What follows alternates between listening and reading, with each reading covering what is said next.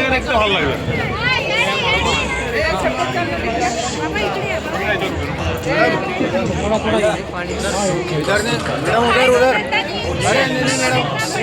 अरे उधर चलिए आप। चले वो दिख रहा है, वह क्यों ऐसे बहस कर रहे हैं? अरे तो भैया बोल रहे हैं ना हम आपसे प्रेम से। यहाँ पे रहेंगे, अब ऐसे तो करते करते वहाँ तो पहुँच जाओगे। नहीं यहाँ जाएंगे। पानी आ गया, पानी आ गया। हेलो हेलो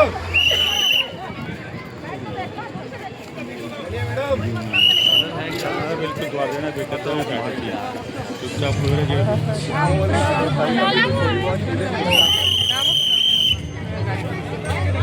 कितने मिनट का है? 10 मिनट। लाइट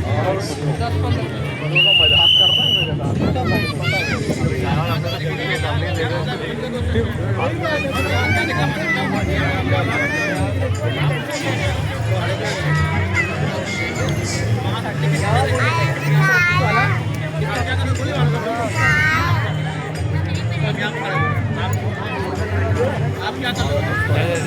आप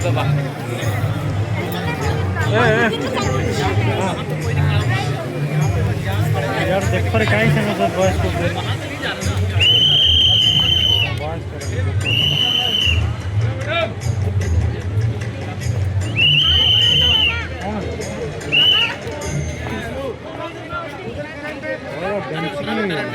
हम सेटा से बिंदुसागर होनी सागर होची सबुठी होची सिंबल सुपर देखावे आरी रे हां हैदराबाद को दिल्ली अक्षरधाम। एटा एडी रखे दो ना है उल्टे की हां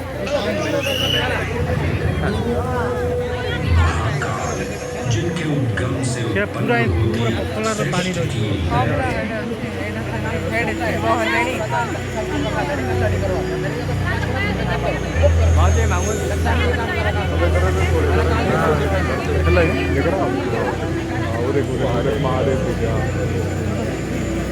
जय महाकाल।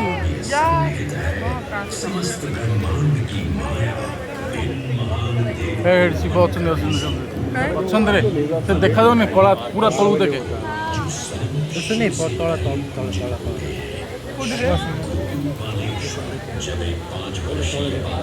ଏବେ ପଳେଇଲା ପଳେଇଲା। ନାଇଁ ନାଇଁ ସେ ଯୋଉ ପ୍ରକାର ହାଁ ଆଗକୁ ପଳେଇଲେ କ'ଣ ହଉଛି ଏମାନଙ୍କର ବୁଝିବନି। ଏ ତୁଚ୍ଛାଟା ଖାଲି ନାଟକ କରୁଛନ୍ତି ଏମାନେ। ନା ଏମାନଙ୍କର କିଛି ପୋଷ୍ଟର ଅଛି ନା କିଛି ଛବି ଅଛି। ହଁ ଶିବ ମୁହଁଟା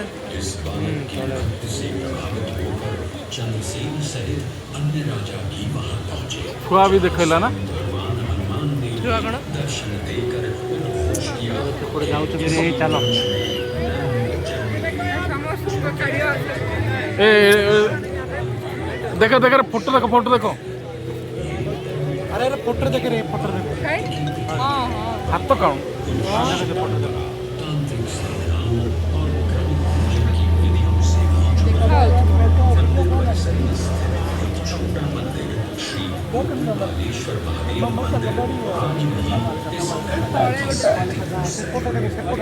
ଏପଟ ଦେଖ ଏପଟ ଲେଖା ହେଇଛି ସବୁ।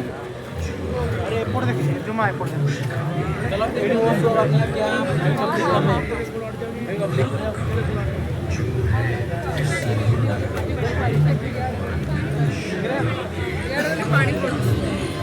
ପଡ଼ିବ ନା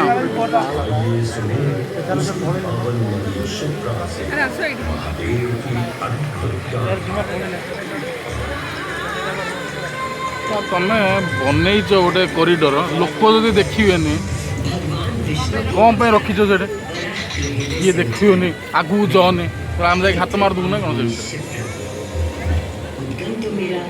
श्री हरि के हृदय से और मैं प्रवाहित हो रही हूँ महाकाल के चरण में।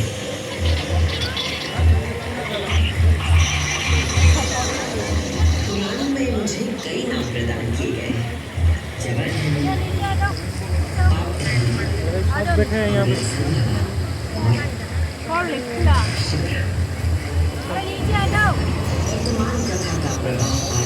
से पूर्व यह आवश्यक है कि मैं आप सभी को अपने उद्गम की उस दिव्य गाथा से अवगत कराऊं, हाँ बस जिसे जानकर आप अचंभित हो जाओगे। मेरा उद्गम ऋषि अत्रि से जुड़ा है। ଏ ଅତି ଫଟୋ ଦେଖିବ ଫଟୋ ହେଲା ऋषियों में से एक ଆଗରେ ଗୋଟେ ଏତେଟା ରହିଯାଉଛି ଆଉ ପୋଲ୍ଟା जब ऋषि अत्रि ने उज्जैन में 3000 वर्षों की कठोर तपस्या पूरी की और अपनी आंखें खोली तो उन्होंने देखा कि उनके शरीर से दो महान प्रकाश धाराएं निकल रही थी। पहली धारा आकाश की ओर गई और कहा जाता है कि वो चंद्रमा में परिवर्तित हो गई।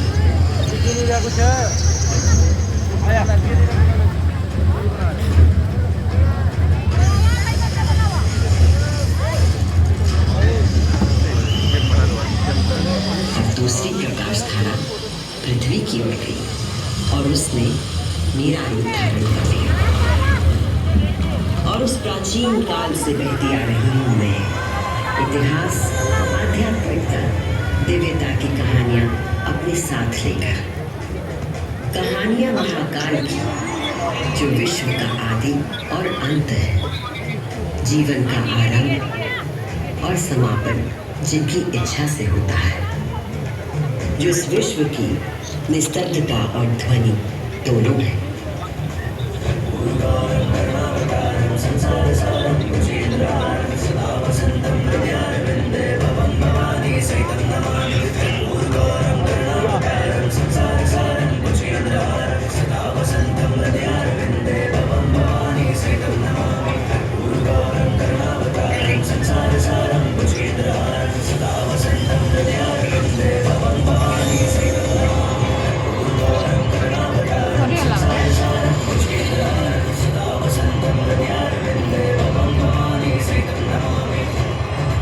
महाकाल की महागाथाएं इतनी विस्तृत हैं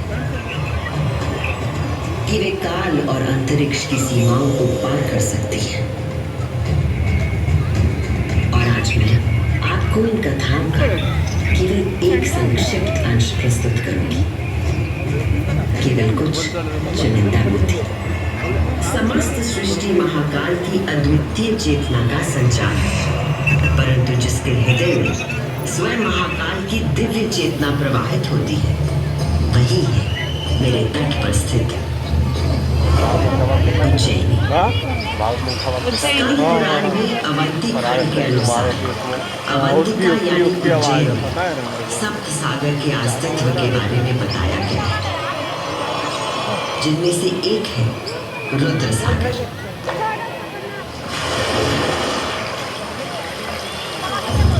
वही रुद्र सागर जहाँ आज आप सब विराजमान हैं, जहाँ पर अनादिकाल से ब्रह्म कमल खिला करते थे, जहाँ भगवान शिव स्वयं अपने गले में धारण मुंडों की माला का प्रक्षालन करते थे। पौराणिक प्रमाणों में मिलता है कि यदि कोई व्यक्ति अनजाने में भी इस जल का स्पर्श करता है तो 7 कुल का उद्धार हो जाता है। संत जन को मोक्ष और जीव को अकाल मृत्यु से त्राण देने हेतु अवंतिकापुरी में अवतरित देवाधिदेव महाकालेश्वर मैं कृतज्ञ वंदना अर्पित करती हूँ। जय महाकाल। आज मैं शिप्रा देवी आपको उन्हीं महाकाल की शिव पुराण में उल्लिखित एक गाथा सुनाती हूँ।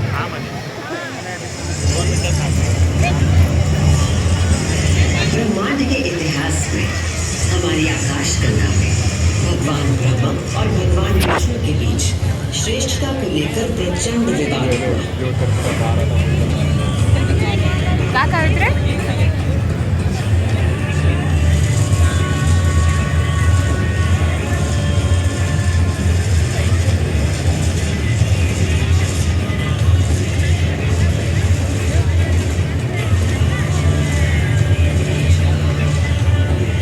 जब अपनी पराकाष्ठा तक पहुंच गए तो दोनों अपने अपने दिव्यास्त्र लेकर आपस में युद्ध करने के लिए तैयार हो गए। स्वर्ग में हाहाकार मच गया।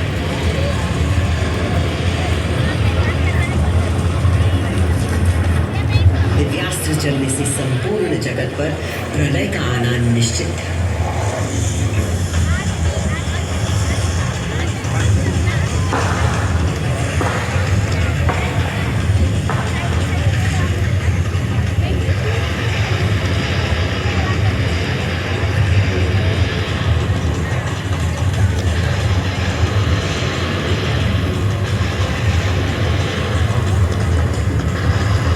सृष्टि को उनके प्रकोप से बचाने के लिए और इन दोनों के विवाद को रोकने के लिए भगवान शिव को माया रचनी पड़ी। और अकस्मात अग्नि की ज्वालाओं से लिपटा हुआ एक महान अग्निस्तंभ आकर स्थापित हो गया, जिससे दोनों देवताओं के दिव्यास्त्र स्वयं ही शांत हो गए।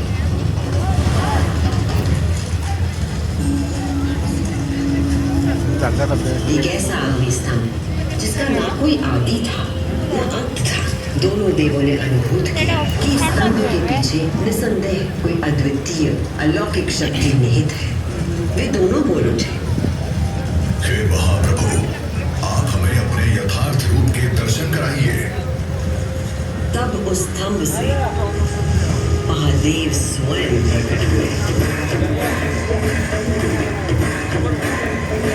जय महाकाल।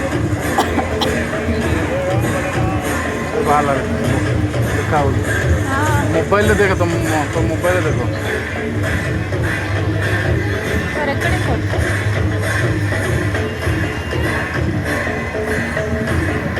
उस दिव्य और विराट रूप के पंचमुख थे और प्रत्येक मुख में 3 नेत्र प्रकाशित हो रहे थे।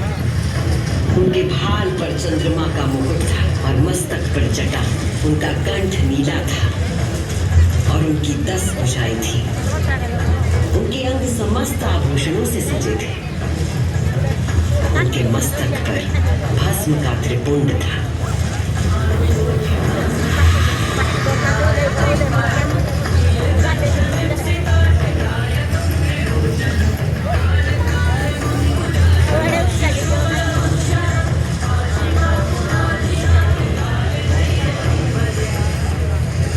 महादेव ने ब्रह्मा और विष्णु से कहा, सर्वश्रेष्ठ ब्रह्मा जी, आप मेरी आज्ञा से सृष्टि की रचना करें और सर्वश्रेष्ठ विष्णु जी, आप चर अचर जगत का पालन करें। मैं ही सृष्टि का पालन करने वाला और मैं ही सृष्टि का संहार करने वाला हूँ।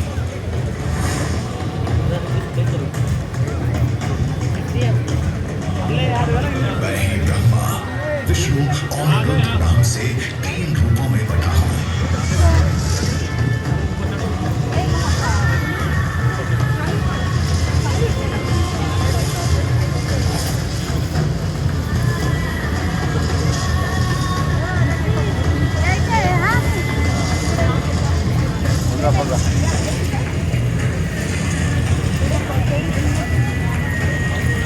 ये कहकर भगवान शिव स्वयं पृथ्वी पर लिंग के रूप में स्थापित हो गए।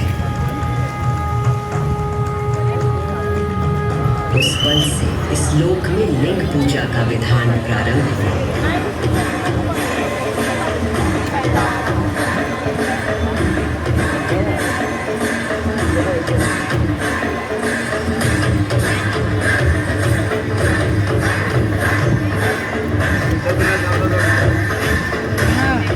अभी आपने सुनी वो गाथा कि किस प्रकार भगवान शिव ने लिंग का रूप धारण किया।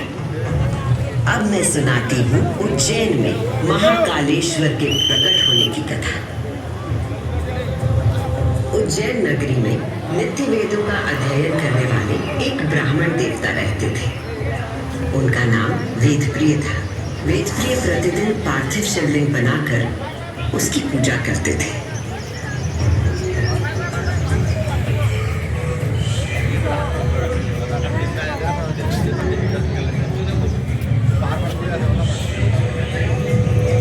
वेदप्रिय प्रिय के शिव पूजा पारायण और भगवान शिव में आस्था रखने वाले 4 तेजस्वी पुत्र थे। उनके नाम थे देवप्रिय, प्रियमेधा, सुकृत और सुव्रत। चारों सद्गुणों में अपने धार्मिक पिता से कम न थे। दिनों दिन उनके सद्गुणों में अभिवृद्धि होती रही, जिसके कारण अवंती नगरी उनके ज्ञान के तेज से प्रकाशित होने लगी। उसी समय दूषण नाम का एक असुर प्रजापति ब्रह्मा की उपासना में लगा।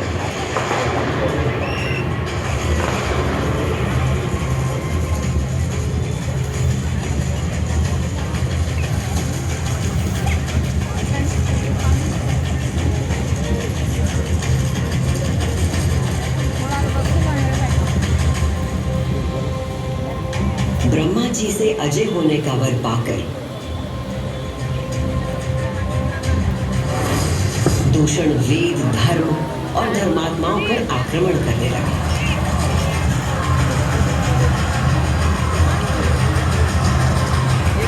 अगं ती लाईट शो आहे, लाईट पाण्याचं लाईट तसं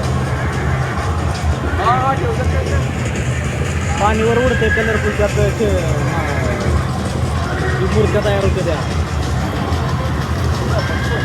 अत्याचारों की पराकाष्ठा पर पहुंचते हुए उसने उज्जैनी पर हमला करने का दुस्साहस किया। उज्जैनी में त्राही त्राही मच गई।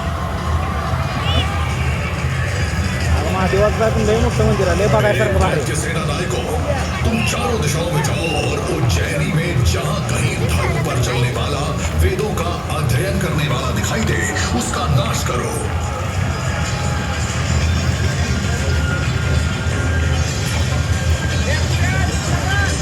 उस असुर से यदि कोई भयभीत नहीं था, थे वेद प्रिय के चारों शिव भक्त पुत्र। नगर को भयाक्रांत देख उन चारों ने उज्जैनी के नागरिकों को आश्वासन दिया। उज्जैनी के नागरिकों, आप सभी अपने भक्तों पर सदा कृपा करने वाले भगवान शंकर पर विश्वास रखें और उनका ध्यान करें। भगवान सबकी रक्षा करेंगे।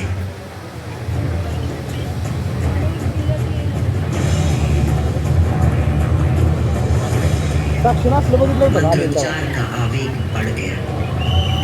देवप्रिय और उनके पुत्रों के साथ उज्जैन के सभी नागरिक भी मोठ्या मोठ्या सगळ्या मूर्त्या ती मूर्त्या सगळ्या मोठ्या मोठ्या उभ्या केलेल्या।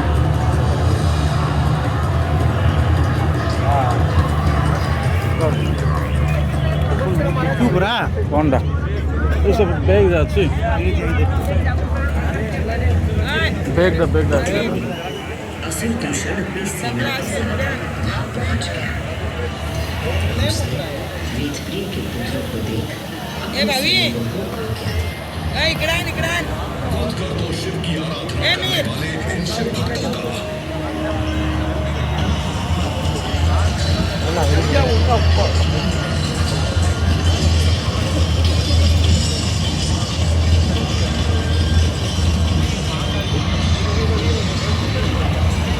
दीदी menilai channel sini.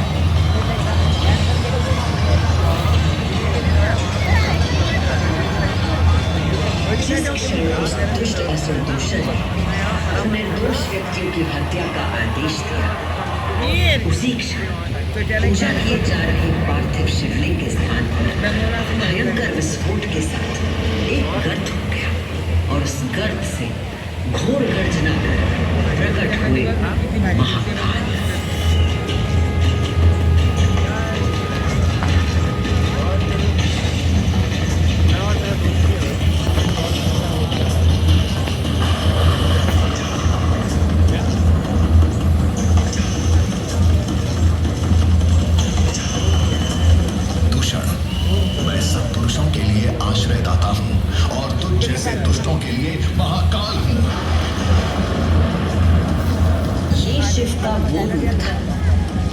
के परे था, जो संहार करता भी था और सृजन करता भी। महाकाल के प्रकोप से दूषण का नाश हुआ और उज्जैन में एक बार फिर से शांति स्थापित हो गई। ए भाभी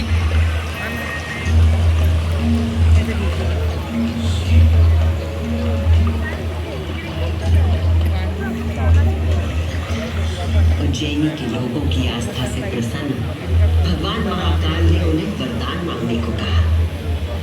उज्जैन के निवासियों ने भगवान महाकाल उनके भक्तों की रक्षा करने के लिए उसी स्थान पर सदा के लिए विराजमान होने को कहा। तब देवादिदेव उज्जैन में विराजमान हो गए और वहाँ चारों ओर की एक एक कोस भूमि ज्योतिर्लिंग रूपी भगवान शिव का स्थल बन गई। इस अद्भुत घटना के साक्षी बने समस्त देवता, गंधर्व और ऋषि मुनि। उज्जैन का वातावरण दिव्य ध्वनियों और मंत्रों से गूंज उठा।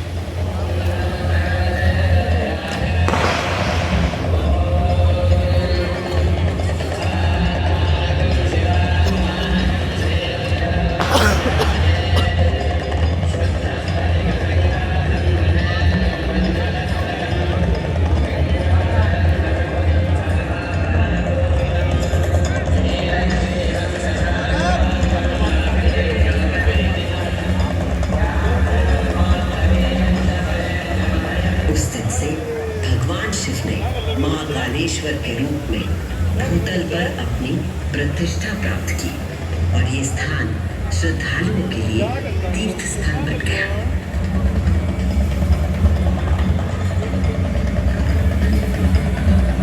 शिव पुराण में 12 ज्योतिर्लिंगों में से एक महाकालेश्वर ज्योतिर्लिंग।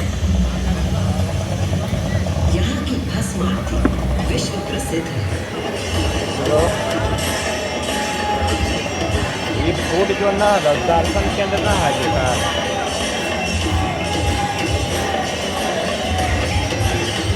और इन्हें बारी ना दर्शन केंद्र सीरीटी नाइट बना और श्रृंगार किया जाता है क्योंकि महाकाल की तरह अविनाशी और अपरिवर्तनीय होता है। इस आरती की शक्ति और महिमा ऐसी है कि भक्तों के सारे पाप समाप्त हो जाते हैं। केवल इतना ही नहीं, उज्जैन वो नगरी है जहाँ मानव शरीर पूरे ब्रह्मांड के साथ सामंजस्य स्थापित करता है।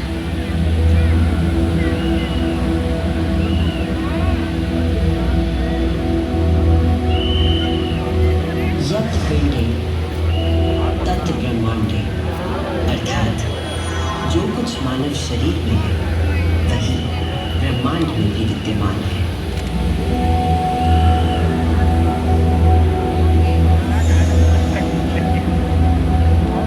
ब्रह्मांड के सृजनकर्ता महाकाल के आशीर्वाद से मैं शिप्रा आपको उज्जैन तथा महाकाल की शक्ति, भक्ति और मुक्ति की गाथाएं सुनाती रहूंगी। काल का प्रवाह अनंत है, इसलिए जब तक महाकाल है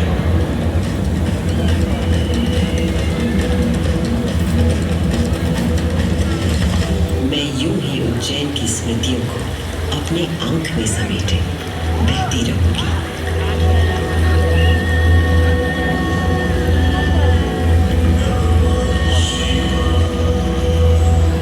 जय महाकाल।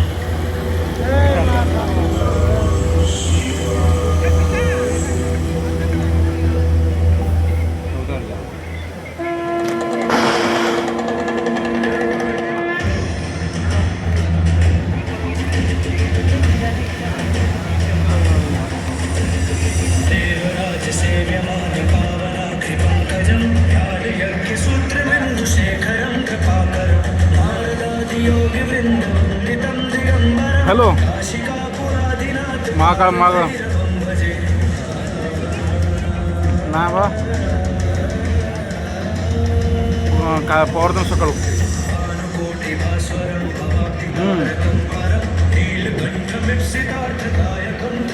आज तो बर्तन आईगला काली परदिन सकाळू बाहर कौन है